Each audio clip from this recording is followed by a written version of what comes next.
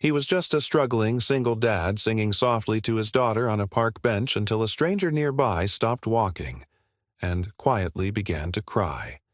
What connected them was invisible. What followed changed everything.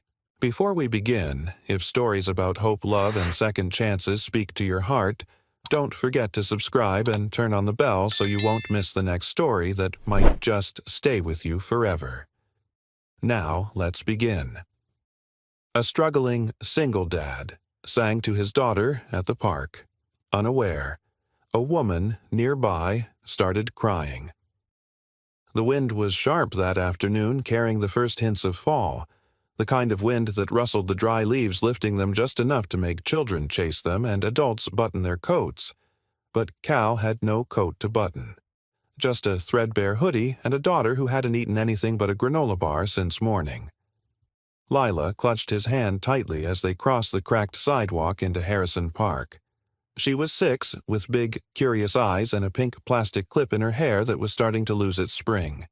Her sneakers were slightly too small. Cal had noticed the way her toes curled, but she hadn't complained once. She rarely did. He scanned the playground. It was modest. 2 rusty swings, a tilted slide, and a sandbox that hadn't seen fresh sand in years. Still, it was a safe space for an hour or two while he figured out what to do next. Cal led her to a bench in the quieter part of the park, shaded by a towering maple tree that seemed too grand for its surroundings. He lifted her onto the bench beside him, gave her a lopsided smile, and pulled his guitar case from beneath the bench. It was old duct-taped on one side, but it was all he had left of the life he'd imagined before Jobs disappeared, before his ex left, before parenthood became a solitary act of survival. He opened the case and pulled out the guitar, fingers trembling not from nerves but from hunger and too many nights sleeping in the van. Lila looked up, brightening. "Are you going to play the sleepy song, Daddy?" He nodded. "Only if you promise not to fall asleep on the bench again." She giggled, that light bubbling sound that somehow kept him going. He strummed the first chord, rough, slightly out of tune. But the song wasn't about perfection. It was about memory. Cal began to sing. "Stars don't sleep, they just shine quieter at night. Close your eyes, love, I'll guard you till morning light." It was an old lullaby, not one from any record or radio. One he had heard long ago, back when he was just a boy in a group home somewhere in Ohio. He didn't remember who taught it to him, only that it soothed the sobs of a girl in the bunk next to his when the power went out and the world outside screamed with sirens. He used to hum it for her. Now he sang it for his daughter. Across the park, a woman paused mid-step. Mira Langston was not someone who paused often. CEO of a wellness startup now valued at 8 figures, she had conference calls, time blocks, and meditation alarms stacked with robotic precision. She'd stopped at the park for a walk between meetings, headphones in hand, eyes scanning emails, but something froze her. That voice, that song. It hit her in the chest like a car backing into her ribs. She stumbled to a nearby bench without realizing her knees suddenly weak. The chords were simple, raw, but the melody carried a gravity that felt personal. Too personal. She blinked, focusing on the man playing. He looked like every struggling father she'd seen in the city, worn clothes, tired eyes, trying to hold the world together for someone small. The little girl was resting her head on his arm, content, safe. But the song. The stars don't sleep. They only shine quieter at night. Her lips parted. That line. That exact line. It wasn't in any published lullaby. It wasn't something you'd hear on TV.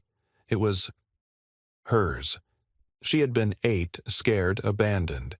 The group home in the suburbs had been cold and loud, and she cried every night for the first 2 months, except the nights when he sang. She never saw his face clearly. Boys and girls were kept in different dorms, but one of them used to hum through the vents. Then, one night, there were words. He had made them up for her. Or maybe for himself. She never knew. Until now. Mira pressed a hand to her lips, fighting an unfamiliar tremble in her throat. Her heart pounded so hard it made her nauseous. 27 years had passed since that group home. She'd been adopted by family in Massachusetts, changed her last name, built a whole new life from dust. But something from that forgotten world was sitting 20 feet away, alive, singing real. She wanted to get up, to speak, to walk over and ask, "Where did you learn that song?" But something in his posture, stooped, guarded, warned her not to interrupt. So she watched, and listened, and cried silently behind her designer sunglasses, feeling more exposed than she had in decades. When the song ended, the little girl clapped and the man chuckled softly. Mira stood, hesitated, and turned away. She didn't want to scare him. Not yet. Not before she was sure. But she knew. She knew. The man singing to his daughter in the park had once sung to her through vents in a broken building. He had stitched words into darkness and gave her the first real comfort she ever felt as a child. And now he had no idea she was here, watching, remembering, and starting, maybe for the first time in a long while, to feel something she thought was long gone. Hope. The elevator glided silently to the top floor of the Langston Tower, a sleek steel and glass headquarters that gleamed like ambition against the Boston skyline. Mira stood at the back of the elevator car, unmoving, arms crossed tightly as if holding herself together. The doors opened with a soft chime, but she didn't step out. She stared at her reflection in the brushed metal wall. The woman looking back at her was composed, sharp navy blazer heels that clicked with precision, and a face sculpted for press releases. But inside, beneath that polished armor, something had shifted. She leaned against the wall and closed her eyes. The melody still lingered in her ears like an echo from a dream. Stars don't sleep, they just shine quieter at night. Mira hadn't thought about that song in decades. She hadn't wanted to. The group home was a place she'd buried in the deeper parts of her memory, a faded scar beneath the surface of a perfectly curated life. She'd always told herself she was lucky to get out, that love, stability, and safety were earned, not owed. And yet, that song hadn't come from nowhere. It wasn't part of a soundtrack. It was theirs, hers, and the boy she never really saw but always remembered. His voice had been the only warmth in a world of metal bed frames and institutional beige. They weren't supposed to talk through the vents between dorms, but someone had. Night after night. At first, just humming, then a name. "Hey, you still crying?" And then one night that voice had offered her a lullaby. No adult ever noticed. No staff ever asked. The boy was just a whisper in the dark who sang until she stopped shaking. And when he stopped, when he vanished from the other side of the wall, she'd cried herself to sleep every night for weeks. Then she hardened, promised herself never to rely on anyone again. But that promise was unraveling. Mira stepped off the elevator and into her office, ignoring the receptionist who called out a greeting. She closed the door quietly behind her. Inside, the space was sleek, warm-toned, filled with curated touches of nature plants, abstract paintings, a soft couch. It was designed to feel calm, safe, controlled. She dropped her bag on the desk and sat. Not on the leather chair behind the desk, but on the couch, the place she reserved for the vulnerable moments of other people. Now she was the one unraveling. She pulled out her phone and searched Harrison Park Musician's guitar, Single Dad, Boston area. Nothing helpful. She searched again local parks, community music events, afternoon performers. Still nothing. Her fingers hovered. What was she even trying to do? He didn't recognize her. He probably wouldn't. She barely remembered his face. Just the song. Just the feeling of someone out there caring enough to hum through walls. But there was something else bothering her. Something more pressing than nostalgia. He looked tired. Not the kind of tired that a night's sleep could fix. It was in his shoulders, in the way he kept his body angled toward the little girl like he was expecting the world to come for her.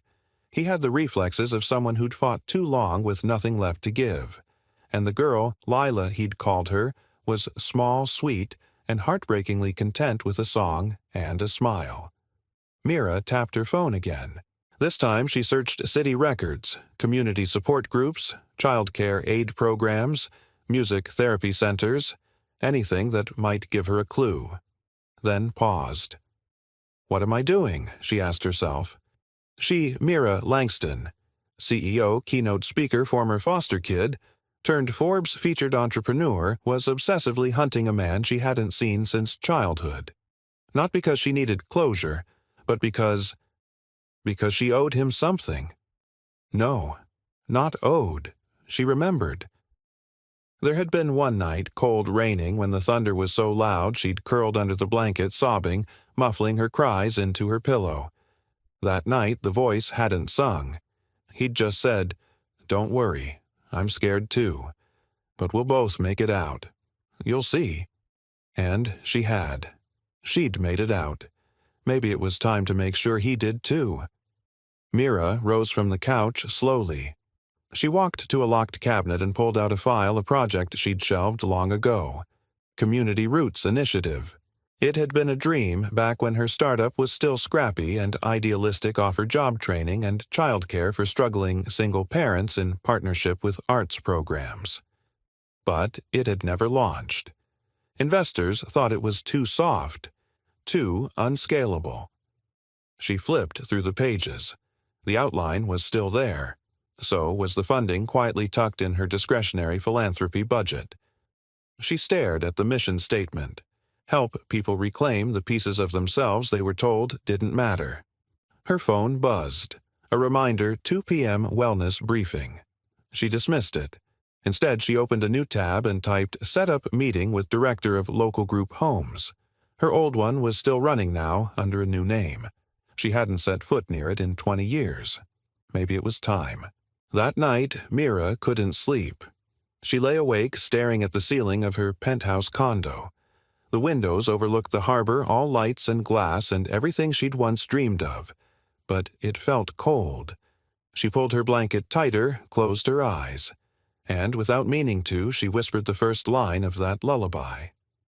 "Stars don't sleep." Her voice cracked. Somewhere out there, the boy who once calmed her storms was still singing, only now to a little girl who looked at him like he held the whole sky. And maybe, just maybe, it was her turn to give a little of that sky back. The next day was colder. The kind of cold that seeped through clothes and settled into bones, the kind that made people walk faster, heads down, gloves tight. But Cal moved slower. He stood on the sidewalk outside the small shipping warehouse, shoulders hunched against the wind, one hand resting on the worn guitar case at his side. Inside the building, a manager was explaining apologetically but firmly that the temp job he'd been promised had already been filled. Budget cuts. Nothing personal. Cal didn't argue. He just nodded, thanked the man quietly, and stepped back into the cold. Lila was at the community center daycare for a few hours thanks to a kind woman at the local church who had pulled strings. Cal had spent the last 3 hours walking first to the warehouse, then to the local diner, asking about dishwashing shifts, then to the music store on Main Street, where he'd offered to tune instruments for free if it might turn into something regular. Nothing. Everyone was polite, but no one said yes. Now he stood near the corner of Harrison and 6th, the guitar case heavier in his hand than ever before. Not physically, emotionally. It used to feel like hope. Now it felt like history, his, not anyone else's. He walked back toward the park. He didn't know why. Maybe it was routine. Maybe it was because that was where Lila had smiled yesterday for the first time in days. Or maybe, though he wouldn't admit it, it was because of the woman in the tan coat with the unreadable eyes. She had watched him with a look he couldn't place. Not pity, not fear. Something else. He reached the bench under the maple tree, now losing more of its red-gold leaves. He sat, rubbing his hands together to warm them. Then he took out the guitar, tuned it slowly, and began to play, not for an audience, not even for Lila this time, just to feel something move through his fingers that didn't feel like survival. Across the park, Mira stood at the edge of the walking path, hidden partly behind a lamppost, holding a paper cup of coffee that had long gone cold. She watched him. He didn't see her. He was too focused, too inside the music. Mira had spent the entire night trying to convince herself that this was absurd, that she should just move on, let the past stay where it was. But she couldn't. She had even checked her schedule this morning, told her assistant to block out the afternoon with a vague personal development label. And now, here she was, standing like a ghost on the edge of someone else's life. But she'd come for a reason. When Cal finished his song, she finally stepped forward. Her heels clicked gently on the pavement, and Cal looked up startled. Their eyes met. For a moment, neither spoke. Then Mira offered a careful smile. "I heard you yesterday," she said. Her voice was calm even. "Your song, it stayed with me." Cal squinted slightly, studying her. She looked polished, confident. Way out of his world, but there was something kind in her eyes. "Thanks," he said quietly. "My daughter likes that one. She's not here today, daycare, just for the morning."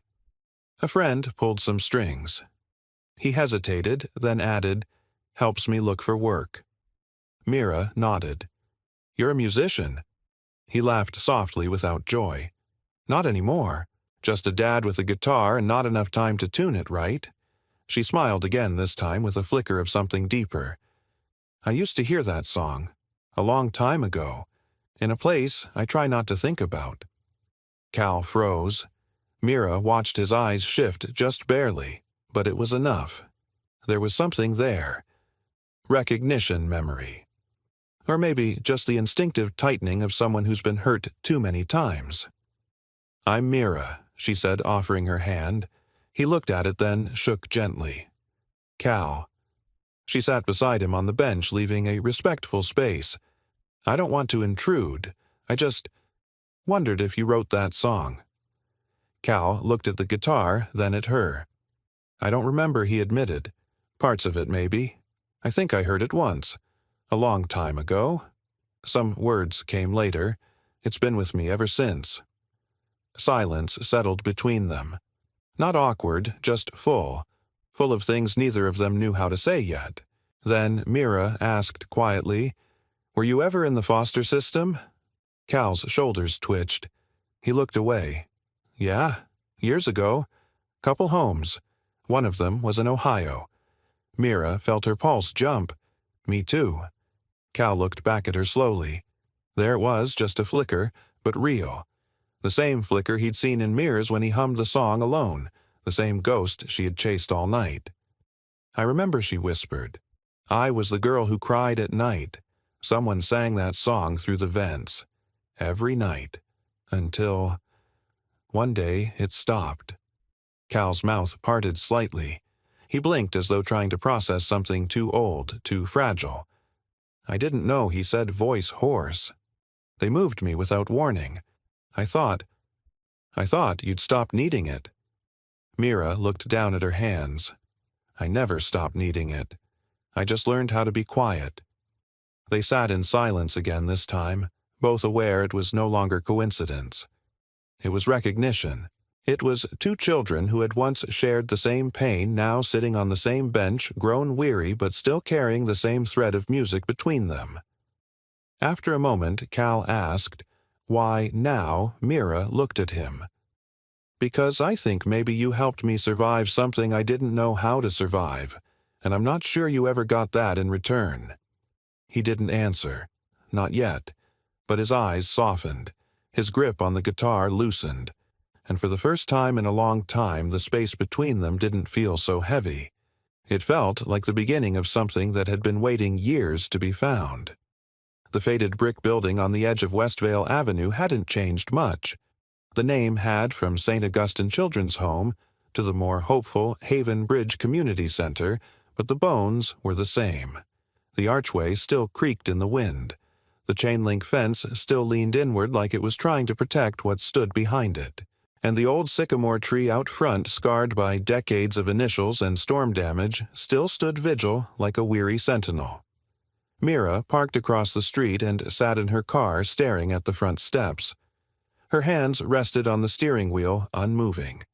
For someone who had negotiated seven-figure deals and stood on TED stages without blinking, it was absurd how this small, quiet building made her pulse race.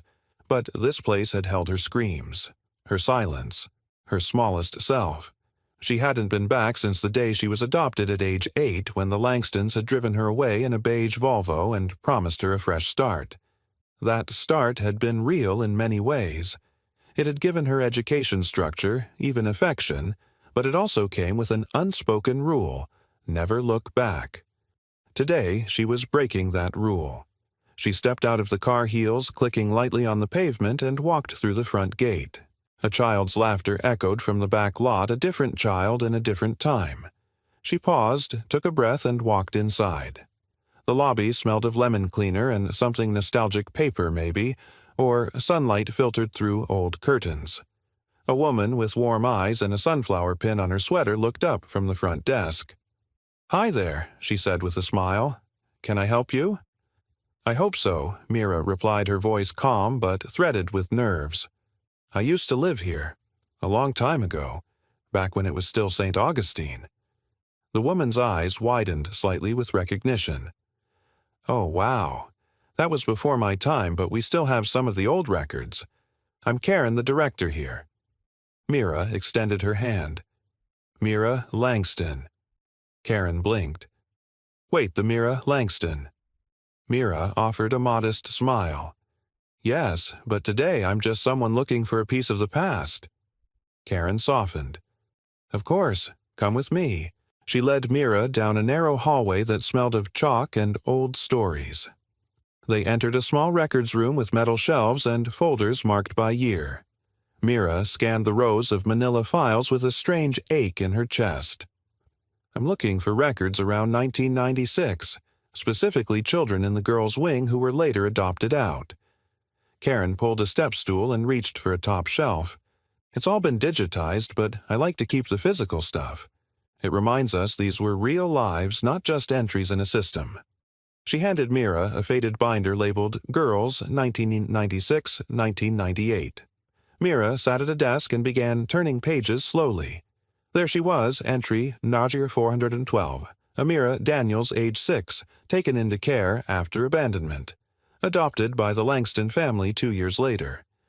Attached to her file was a scanned drawing, a stick figure girl with long black hair standing next to a giant sun.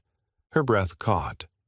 On the back of the page, scribbled in messy, childish handwriting, "I like songs.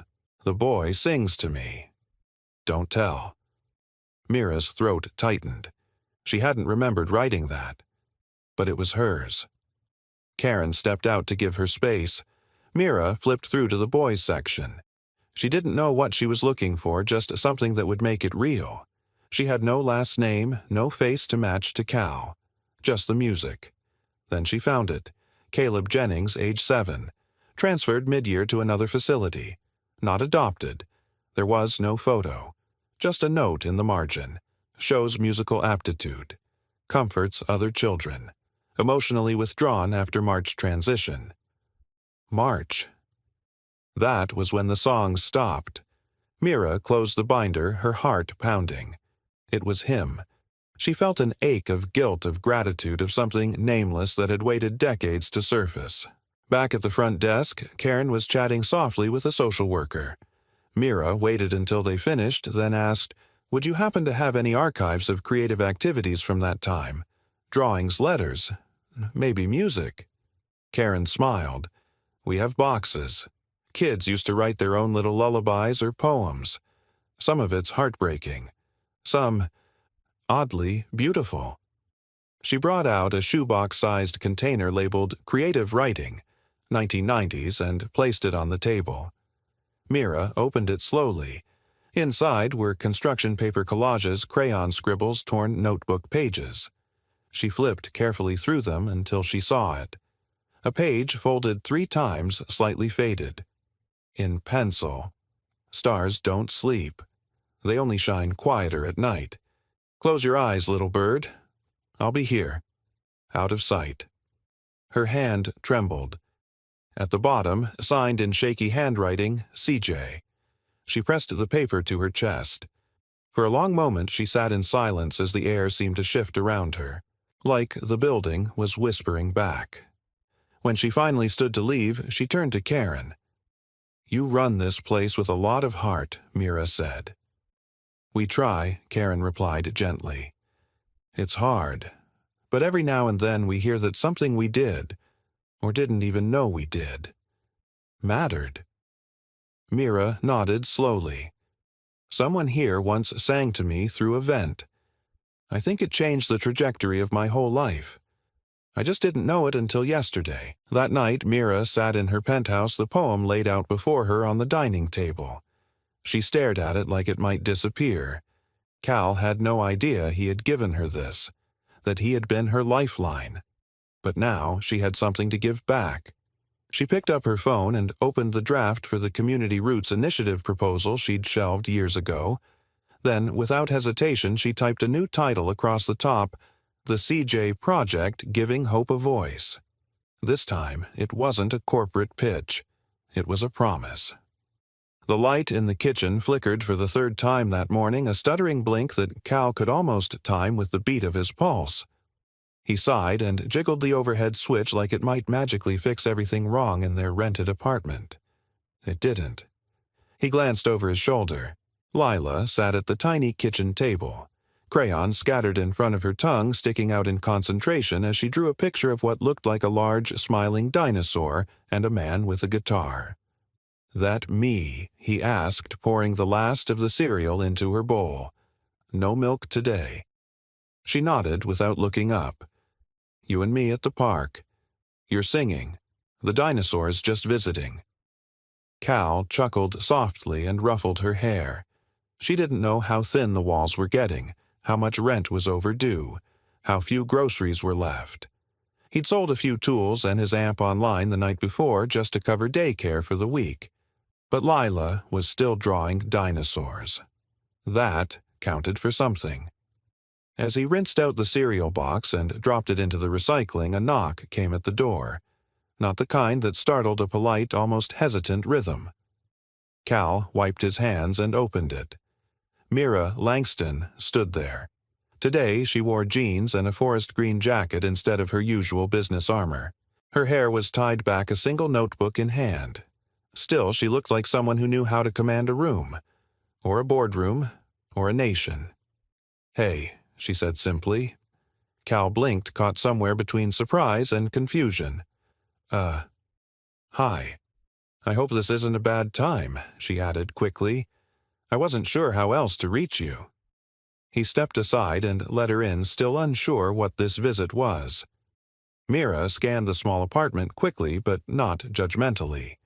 She noted the neatly folded laundry on the couch, the stack of library books by the TV, and the absence of clutter. Cal's pride lived in every corner of this space. "I brought something," she said, holding up the notebook. Lila peeked over the top of her dinosaur. "Is that the lady from the park?" Mira smiled and crouched to her level. "It is. And you must be the dinosaur artist. I'm Lila. Hi, Lila. I'm Mira. I liked your dad's singing very much." Lila beamed and went back to her drawing. Cal crossed his arms, still cautious. "So, what brings you here, really?" Mira straightened. "I've been thinking about your situation, about how we crossed paths again. And I realized something. You helped me once when we were both just kids and didn't know what helping even meant." "You don't owe me anything," Cal said quickly. "I'm not offering charity," she replied just as fast. "I'm offering an opportunity. For both of us." She opened the notebook and laid it on the table between them. Inside were sketches of a program, a community arts initiative, job placement support for single parents, after-school care for their kids. There were bullet points, ideas, grant partners, potential venue spaces. "The CJ Project," Cal read aloud. His voice hesitated over the initials. "You inspired the name," she said softly. He looked up at her, guarded. "Why me? Because I know what it's like to grow up invisible. I know what it's like to think the world's done with you before you've even started. And I also know that one voice, one kind word, one song can be enough to shift something inside someone forever." Cal exhaled slowly and leaned back in the chair. "I'm starting this project whether you say yes or not. But I want you to be part of it. You could help design the music side. Teach, perform. Help kids who feel like they've been thrown away remember that they're not. He was quiet. Mira continued gentler now. You wouldn't just be staff. You'd help lead, shape the whole thing. Cal glanced at Lila, then back at Mira. You have no idea what it's like to need help and be too proud to ask, he muttered. I do, she said simply. That's exactly why I'm here. He shook his head, the walls coming up fast. You're rich. You have power. You show up in a nice coat and hand me a plan like it's going to fix everything. It won't fix everything, she agreed. But it might fix something. It might give you some ground to stand on. Silence stretched between them. Then Cal stood. I've had a lot of people say they wanted to help, he said. Most of them disappeared before the sentence ended. Mira looked at him, not flinching, not pushing. I'm still here. He studied her for a moment longer, and in that moment something shifted. Not enough to trust, but enough to listen. You'd need a space, he said, finally. In a neighborhood that people actually live in, not some glass-walled loft next to a Whole Foods. Mira smiled. I was hoping you'd say that.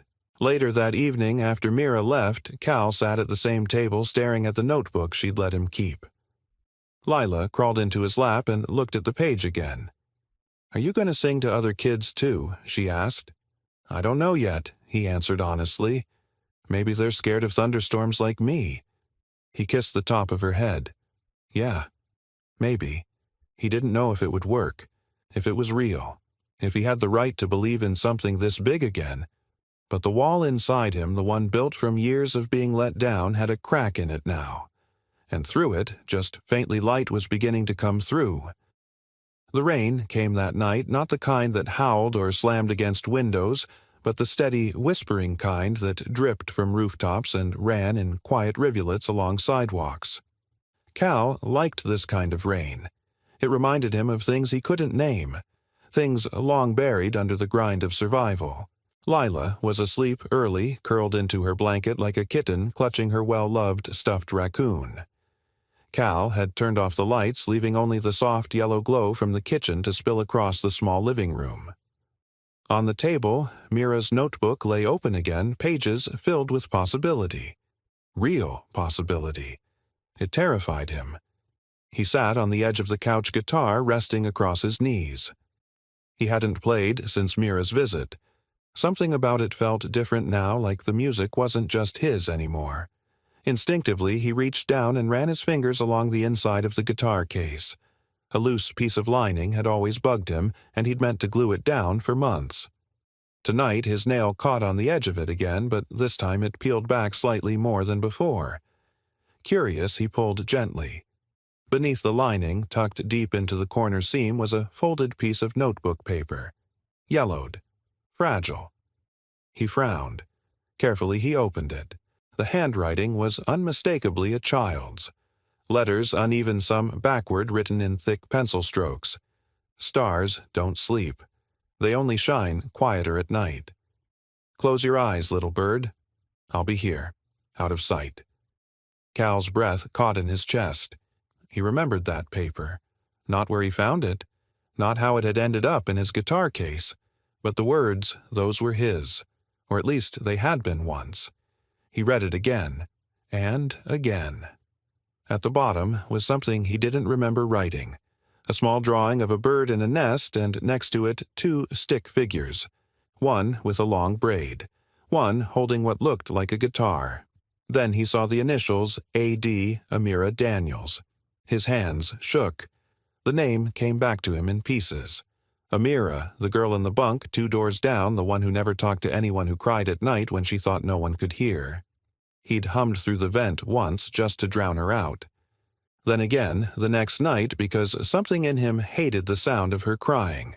And eventually, she'd hummed back. They had never spoken face to face, but for weeks, maybe months, they had been something like friends. Or, at least, survivors of the same system. He pressed the paper flat on the table, heart pounding. A.D. Amira Daniels. Mira Langston. It couldn't be. Except, It made perfect sense. The careful way she'd asked questions, the song, her presence at the park, the way she said, "I think maybe you helped me survive something I didn't know how to survive." He sat back slowly, staring at the note. His throat felt tight. It wasn't just that they'd met again. It was that she had remembered. And he hadn't. Not until now. The guilt hit him fast, hot and sharp. How could he forget her? Forget what they'd shared? And why had she remembered Carrie had come back? Cal wasn't good with being seen. Years of practice had taught him to live in the margins, to take up as little space as possible. But Mira had looked straight through his defenses, not with pity, but with history. And now he knew why. The next morning, the sun came up behind a veil of mist. Lila tugged at his hoodie as they walked the 2 blocks to daycare. "Daddy, what's wrong? You didn't sing this morning." "Sorry, Bug," he said, gently brushing her cheek. "Just thinking." "Is it the rain?" she asked, scanning the sky like it had betrayed her. "No," he said, and kissed her forehead. "It's a good kind of thinking." She nodded, satisfied, and skipped ahead toward the gate. Cal turned, heading toward the cafe Mira had suggested for their next meeting.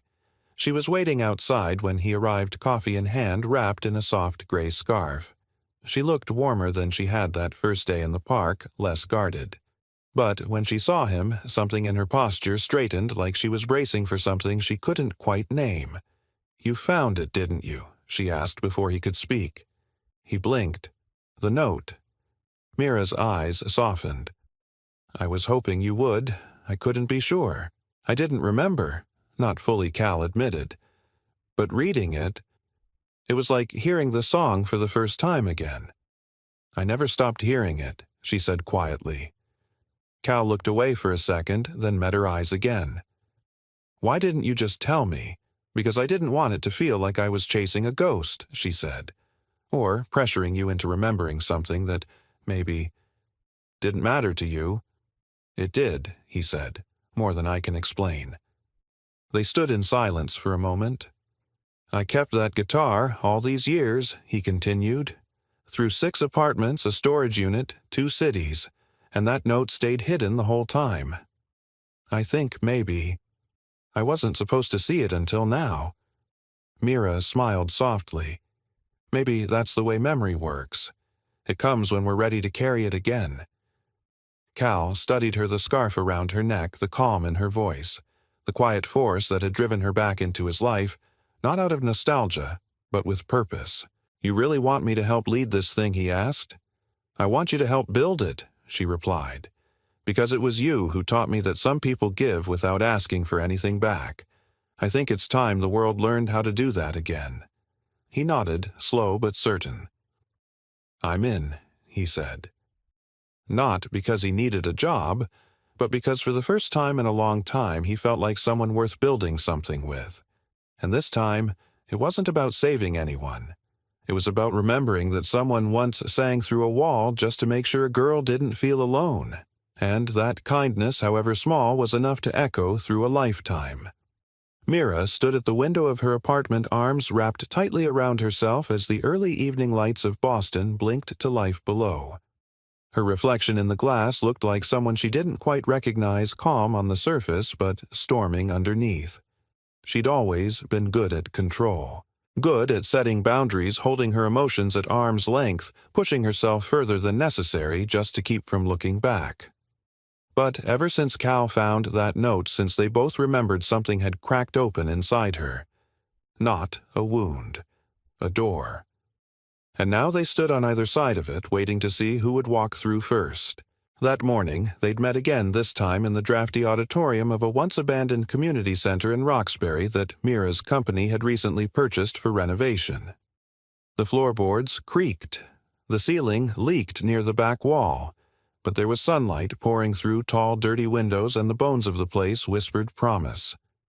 Cal stood near the makeshift stage, looking up at the rafters. "This could work. It has good bones," Mira agreed, stepping beside him. "Needs soul, though." He turned to her. "That's what we bring, isn't it?" She smiled, and for a moment they just stood there. Not CEO and candidate. not strangers with a strange connection, but two people who had once comforted each other through vents and silence, finding each other again in a world that didn't usually give second chances. Then, without warning, the smile faded from Cal's face. He looked away. "I need to tell you something," he said. Mira waited, watching the muscles in his jaw twitch as if he were holding in words that had rusted with time. "I wasn't always like this," he said. "Tired, guarded. I used to think I was going somewhere. Music school, maybe. Touring. Writing songs that mattered." "You still write songs that matter?" she said softly. He shook his head. "I used to have a plan. But life doesn't always care about your plans. One bad fall, one medical bill, one moment of weakness, and suddenly everything you thought was solid turns to sand." He paused, then added, "Lila's mom. She left 2 months after Lila was born. Said she couldn't do it. Couldn't live in poverty. Couldn't handle a baby and a broke musician." Mira said nothing. She knew this was sacred ground, grief unspoken. "I never blamed her," Cal continued. "Well, not forever. We were both drowning. I just held on to the kid and decided I'd swim harder. But some days I was scared I'd drop her." His voice cracked then. "Not much. Just enough." "I know that fear," Mira whispered. He looked at her surprised. "I was adopted into a good home," she explained, "but for years I felt like I was just pretending to be the kind of daughter they deserved. I had night terrors until I was 12. I'd wake up screaming about people disappearing, and I'd hide under the bed because I thought if I stayed too visible, someone might send me back." Cal exhaled like he'd been holding his breath for 20 years. "It never leaves, does it?" he asked. "No," she replied. "But it doesn't have to define us either." Later, they walked through the old classrooms and side halls discussing logistics, renovation timelines, local artist involvement, potential donors. But beneath the practical talk was a current neither could ignore. By the time they reached the front doors again, the sky had darkened. The first rumble of thunder echoed faintly in the distance. Mira paused. Cal glanced over. "You okay?" She hesitated. "I haven't liked storms since I was a kid," she admitted. "Especially thunder. I used to count the seconds between flashes and cracks, hoping if I could predict the sound, it wouldn't scare me as much." Cal nodded slowly. "That's why I started humming." She turned to him.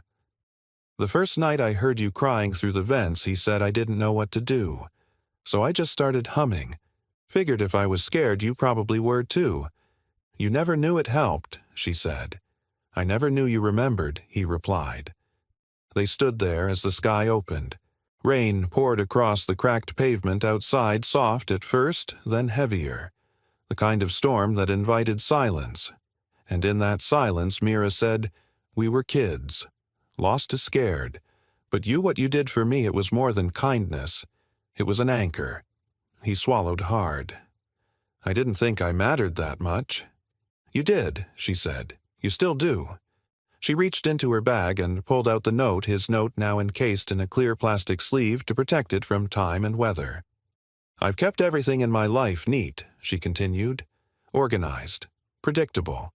But this, you were the one wild thread I never let go of, even when I didn't know I was still holding it." Cal looked at the paper, then at her. There were no grand gestures, no dramatic music. Just two people standing in a forgotten building in the middle of a thunderstorm, staring at a memory that changed both of them. Then he reached for her hand. Not tightly. Just enough. Enough to say, "I remember too. I'm still here. Let's not run from it anymore." Outside, thunder rolled again. But inside, the storm finally began to pass. The room echoed with the sound of an out-of-tune piano and the hum of scaffolding being hoisted near the ceiling beams. Dust danced through the filtered afternoon light pouring in from the tall, now uncovered windows of the community center's main hall. The transformation was slow but steady. Cracked tiles replaced with fresh flooring, faded paint covered with warm earth tones, and the musty silence replaced with the cautious rhythm of people returning to build something new. Cal stood near the old stage sleeves, rolled up his guitar strapped loosely around his shoulder. He'd just finished tuning the instrument after helping a crew unload donated chairs, and now he waited. Nervous, unsure. Mira stepped in from the side entrance, clipboard in hand, her tailored coat traded for a navy blue cardigan, hair swept back into a simple braid. She looked lighter. Not casual exactly, but present. More herself than he'd ever seen her. "You ready?" she asked. He looked at her like a man balancing on a wire. Not even close. "Good," she said. "That means you'll feel everything." He let out a nervous laugh. "I haven't performed for anyone in years. I used to play Delilah in the back of our van. That's a far cry from a room full of strangers." "They're not strangers," Mira said. "They're pieces of the same world we came from, just waiting to be reminded it can sound like music again." Cal inhaled deeply and nodded. Today was their first soft launch, a test event. A mix of donors, volunteers, local families, and community leaders had been invited for a casual preview of the program's vision. Music Art exhibits kid-friendly performances. No press, no speeches, just a shared moment. And at the center of it, the man who had once sung through a wall, now singing on a stage. Later that evening, the small crowd filled the room with gentle conversation and folding chairs. String lights glowed above like quiet stars. On one side of the hall, kids showcased hand-painted posters about dreams. On another, parents stood by tables of finger food and cider, many of them first-time visitors unsure what to expect. When Cal stepped onto the low platform, the room slowly hushed. He adjusted the mic. Cleared his throat. "I'm not used to this," he admitted, smiling nervously. "Most of my shows are in living rooms with stuffed animals and one very enthusiastic 6-year-old. Laughter rippled through the room. He looked down at his guitar. "But someone once told me that what matters isn't how many people hear you, it's whether someone needs to hear you. So, if this finds anyone tonight, then it's worth it." He began to play. The first few chords were gentle, familiar. Then came the melody, soft, warm, haunting in the way truth often is. And when he sang the first line, a hush fell so complete, it felt as though the walls themselves were listening. "Stars don't sleep. They just shine quieter at night. Close your eyes, little bird. I'll be here, out of sight." Mira stood at the edge of the room near the back, arms folded across her chest, but not to shield herself. Only to hold the moment still. Her eyes shimmered, but she didn't blink. She didn't want to miss a second. Around her, people leaned in. A few mothers held their children tighter. One elderly woman in the corner closed her eyes and smiled. Someone exhaled softly through tears. When the final chord faded, the silence didn't immediately lift. It hovered like the last breath of a dream you didn't want to wake from. Then came applause. Not thunderous, but heartfelt. Whole. Cal stepped back from the mic, a little stunned, as if unsure whether the moment had actually happened. But then Lila ran up to the stage, arms raised like a cheerleader, and he caught her grinning as she shouted, "That's my daddy." The room laughed, clapped louder, and just like that, the spell transformed into joy. An hour later, after guests had filtered out and the last paper cups were tossed, Mira walked slowly back toward the stage where Cal was rapping chords. "You did it," she said softly. He turned. "We did." "No," she replied, stepping closer. "You did. You stood up and gave people something they didn't know they needed." He gave a humble shrug. It was just a song. She met his gaze unwavering. "You keep saying that, but it's never been just a song, Cal." He looked at her for a long moment, then said quietly, "I used to think music was the only part of me that had value. When I lost the rest job's money direction, I held on to the guitar like it was the last thread tying me to anything good." "And now?" she asked. "Now," he said, his voice steadier, "I think the value wasn't in the music. It was in what it reached. The kid behind the wall, the daughter in the dark, the woman in the park." She felt her throat tighten. "And what about the man who never stopped singing?" she asked. He paused. I think he's starting to believe he said that he was worth hearing after all. They stood close now, not touching, but surrounded by the quiet hum of something unspoken rising. Then, softly, Mira said, "I want to add a new section to the program. A recording studio. Just one room. Simple but warm. A place for voices that were never heard when they should have been." Cal blinked, then smiled. "You really never do anything halfway, do you?" "I had to fight to be heard," she replied. "Now I want to build places where no one has to." He nodded. "I'd help lead that." "I know." They stood together for a while, looking around the half-finished room that had just become something more than walls and wires. It had become a sanctuary. For songs, for silence, for second chances, and for the quiet realization that sometimes the most powerful thing you can offer the world is your voice when you thought you had none left. The sun was barely up when the email arrived. Cal stared at it for a long moment, blinking twice just to make sure he was reading it right. The subject line was simple but jarring. Request for feature. The voice from the shelter. Boston Community Spotlight. It had come from a local lifestyle journalist, someone Mira had mentioned in passing weeks ago, but Cal never thought much of it. According to the email, they wanted to run a full feature a father who used music to help his daughter who turned childhood trauma into a platform for healing others. There was even talk of a segment on the regional morning news. Cal's hands hovered over the keyboard. Then he closed the laptop. He didn't feel ready. Later that morning, he stood in the renovated music room at the community center, his fingers brushing over the soundboard. Mira's vision for the CJ project was unfolding rapidly. Small classes had already started, and weekend workshops were drawing more families than they'd anticipated. The community was responding. Donors were calling.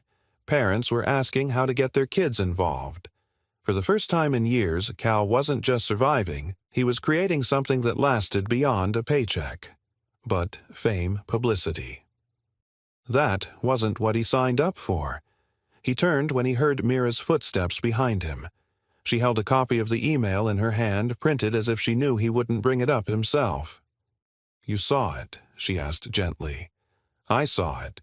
And I don't want this to turn into a circus." Mira nodded, not surprised. "It doesn't have to. But people are noticing.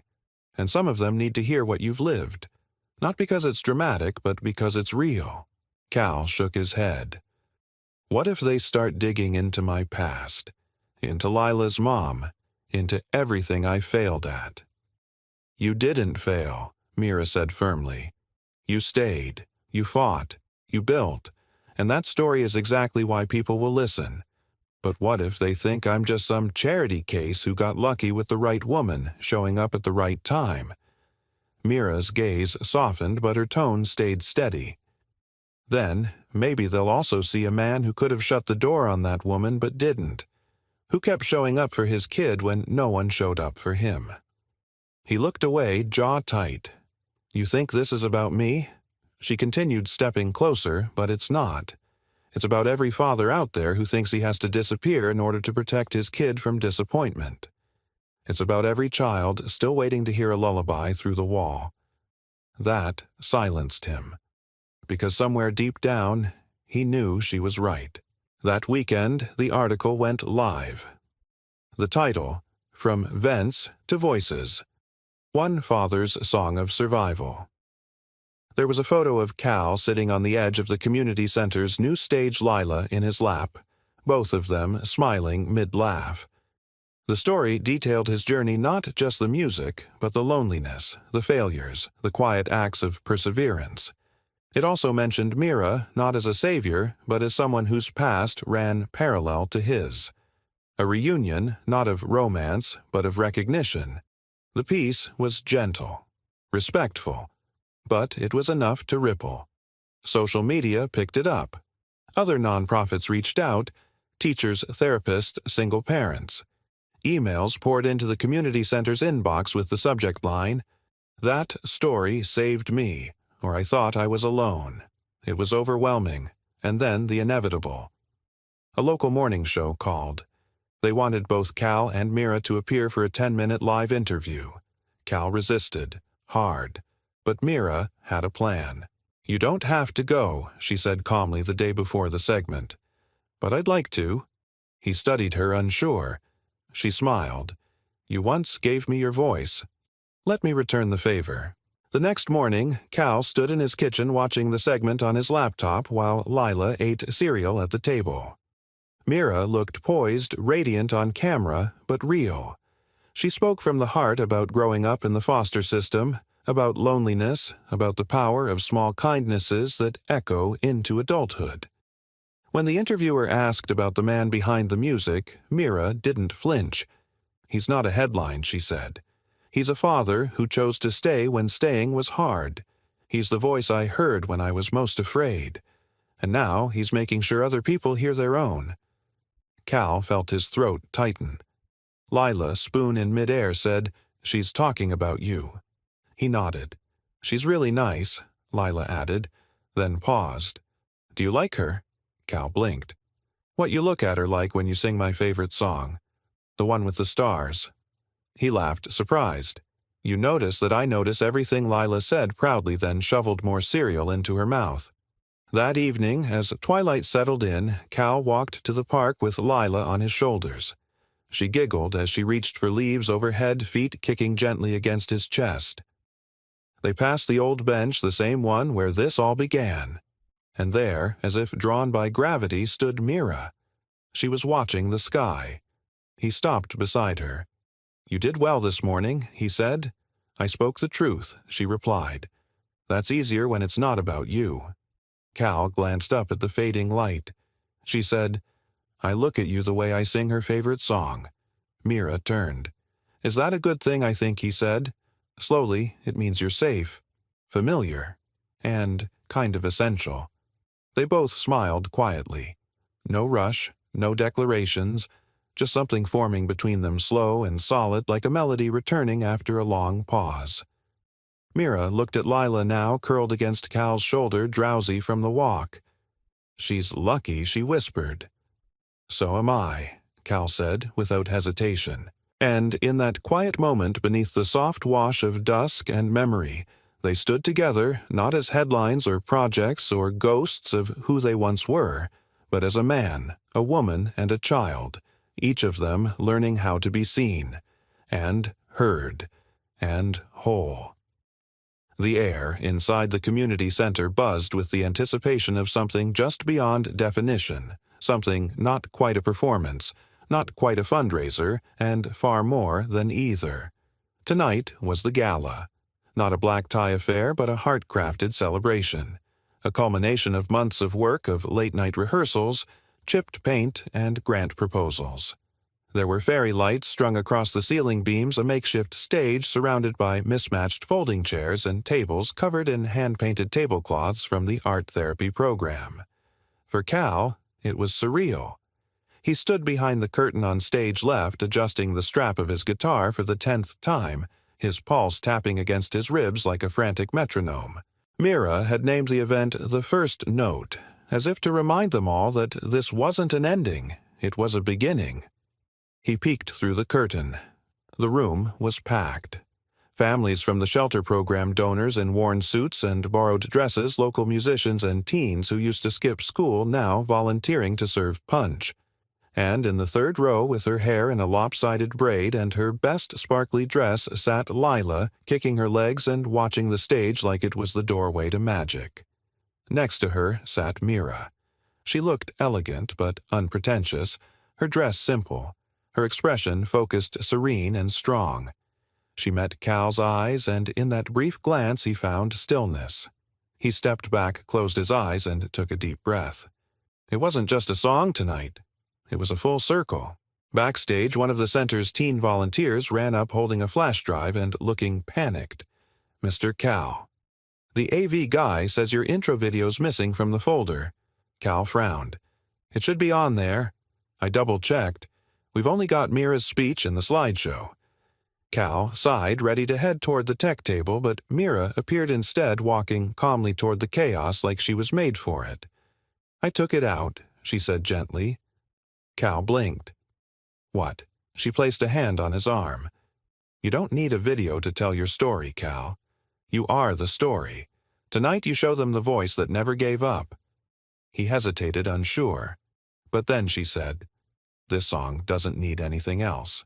Just your heart, and maybe a little bit of courage." He smiled. "A little bit, huh?"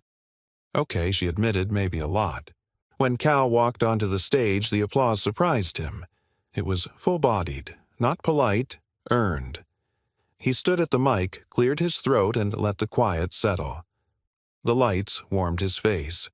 He didn't have notes, didn't need them. "I want to thank you all for being here tonight," he said, voice steady despite the tremble in his chest, "for believing that stories don't end where pain begins." A few people nodded. Some murmured agreement. One woman dabbed her eyes already. "I didn't grow up thinking I'd be here on a stage playing music surrounded by people who care. I thought I'd always be on the outside trying not to take up too much space." He glanced at Mira. "But someone once told me that kindness doesn't disappear, it just waits for the right moment to be seen again. And sometimes a song is the only way we know how to say, 'I'm still here.' So tonight, I want to sing the first song I ever truly wrote. It wasn't perfect, but it was mine. And I sang it through a wall to a little girl who needed it." He looked at Mira, and though no one else could see the full story in that moment, it was enough for her to reach up, press a hand to her chest, and smile like she'd never smiled before. He turned to the mic and began. "Stars don't sleep. They just shine quieter at night. Close your eyes, little bird, I'll be here." Out of sight. His voice wasn't flawless, but it was true. The room stilled utterly still as the words floated out like something sacred. Mira's fingers curled over Lila's, who leaned against her shoulder without looking away. No phones, no flashes, just the sound of one voice, and the silence of 100 people remembering what it felt like to be safe. As the final note faded, no one moved. Then came the sound. Not just applause, but the slow rise of people standing, one by one, like they knew the weight of what they had witnessed. Cal stood still, overwhelmed, until Lila broke from the row and ran up the steps, arms flung wide. He scooped her up, held her tightly, and for once didn't try to hide the tears. She whispered in his ear, "You were amazing, Daddy." He whispered back, "So were you, baby." Mira approached the stage, eyes glistening. She didn't speak. She didn't need to. She simply reached out, took his free hand, and held it like an anchor in the middle of a sea of light. Later that night, as the chairs were folded and lights dimmed, Cal stood in the entryway, watching as families lingered, laughing, hugging, holding on to something they hadn't known they needed.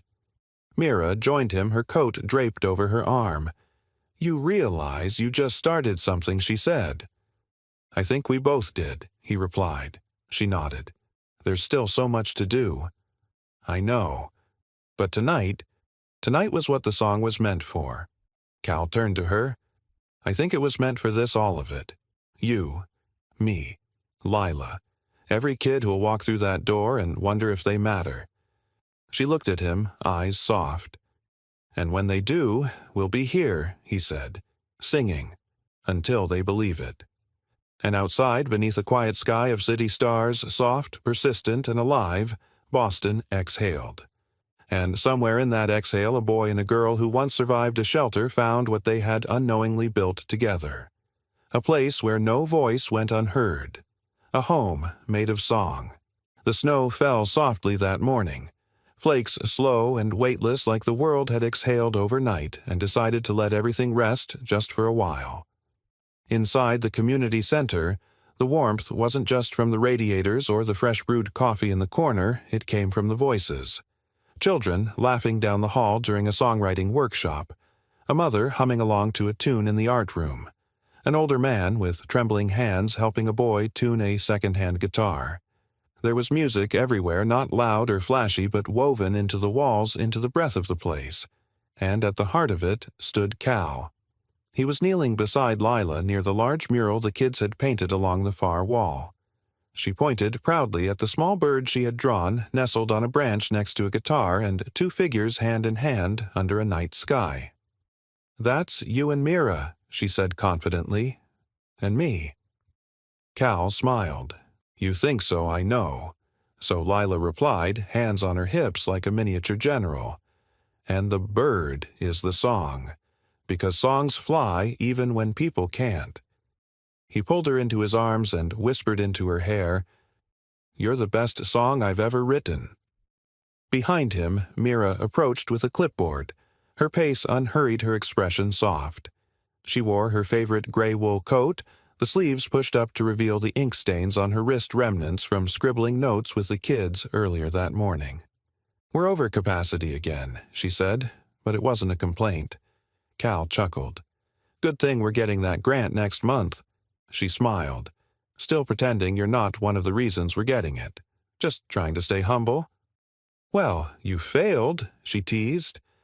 They stood there watching the room around them bloom with life. What had once been cracked tiles and forgotten walls was now a place where music and memory danced together. Mira reached into her coat and pulled out a small package wrapped in brown paper. "I have something for you." Cal raised an eyebrow. "Is it another funding proposal?"